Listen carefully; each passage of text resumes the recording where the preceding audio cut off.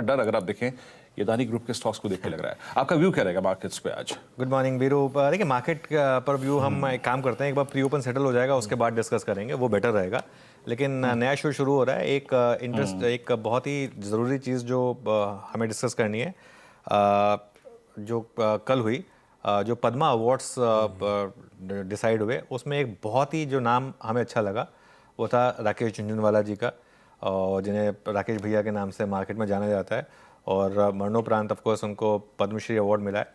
ये एक बहुत अच्छा है कि एक रिकग्निशन उनको मिला है, क्योंकि राकेश जी ने बहुत लोगों को एक मोटिवेट किया है स्टॉक मार्केट में आकर और इन्वेस्ट कर वेल्थ बनाने के लिए। और मुझे याद है राकेश जी के साथ मेरा जो पहला इंटरेक्शन हुआ था आशीष, जब 2004 की बात है ये, 2004 में जब हम दिल्ली से मुंबई शिफ्ट हुए थे, तो जब मैं वो स्टूडियो आए थे उस समय, तो मैं उनसे मिला था।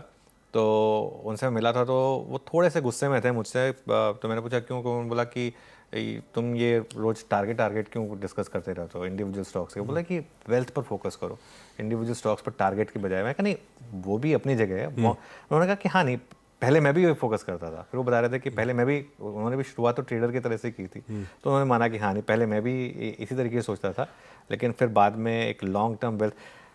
राकेश जी ने इंडिया की ग्रोथ स्टोरी पर बिलीव किया, और जब इवन 2007-8 की वो जो गंदी वाली करेक्शन आई थी जिसमें सबका इतना पैसा उड़ गया, उनका खुद की वेल्थ काफ़ी कम हो गई थी उस टाइम पर, उन्होंने एक भी शेयर नहीं बेचा उस समय टाइटन का, जब टाइटन भी इतना गिर गया था उसके बाद, और सबसे ज़्यादा पैसा उनका उसके बाद बना।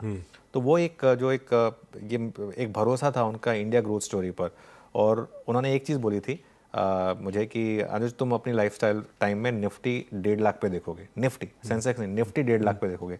बोले मैं तो शायद उस चीज़ के लिए ज़िंदा नहीं रहूँगा, उनको शायद थोड़ा अंदेशा था अपनी हेल्थ का, कि लेकिन तुम 1.5 लाख देखोगे। तो ये उनका एक बिलीव था इंडिया ग्रोथ स्टोरी पर। और उन्होंने एक चीज़ कही थी कि अगर आपको इंडिया की स्टॉक मार्केट में होना है तो आपको इंडिया में पॉजिटिव होना होगा। फिर आप ये नहीं सोच सकते कि यहाँ सड़कें ख़राब हैं, यहाँ पे ये है, यहाँ पे करप्शन है, ये सब वो सब ग्रोइंग इकोनॉमी की प्रॉब्लम्स रहेंगी, लेकिन इनहेरेंटली आपको बुलिश होना पड़ेगा अगर आपको पैसा बनाना है। तो अगर आप मतलब बेरिश होकर पैसा नहीं बना सकते, बेरिश होकर आप थोड़ा बहुत पैसा इधर उधर बना सकते हैं, लेकिन अगर आपको रियल वेल्थ जनरेट करनी है तो आपको फिर पॉजिटिव सोचना पड़ेगा। तो ये एक उनको सलामी, और चलिए खुशी है कि उनको एक पद्मा अवार्ड से सम्मानित किया गया। चलो भाई, Rakesh sir wherever you are, और बाकी सारे पद्मा अवार्डीज, सीएमबी सेवाज की तरफ से आप सबको ढेरों बधाइयां। केएम बिरला सर को भी मिला है पद्मा अवार्ड, सबको ढेरों बधाइयां। चलिए क्विकली रुपया आपकी स्क्रीन पे लेकर आता हूं। 81.59 प्रीवियस क्लोज, यानी वेडनेसडे का क्लोज था 81.54। मजबूत है बहुत, लेकिन फ्लैटिश ओपनिंग होती हुई। लाइए कमोडिटी प्लेट्स क्विकली स्क्रीन पे, बुलियन और कच्चा तेल भी दिखा दीजिए क्विक प्लीज।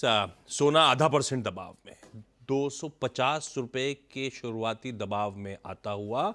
चांदी फ्लैट, महज 11 रुपए कमजोर, एकदम फ्लैट शुरुआत होती हुई। कच्चा तेल उछाल दिखा रहा है, 1.5% से ज्यादा का मूव, 100 रुपए से ज्यादा का उछाल, 66.40 के इनिशियल टिक्स। अब देखिए सुबह जो सीधा सौदा में 20 स्टॉक्स हाईलाइट हुए थे, उनका एक क्विक रैप अप।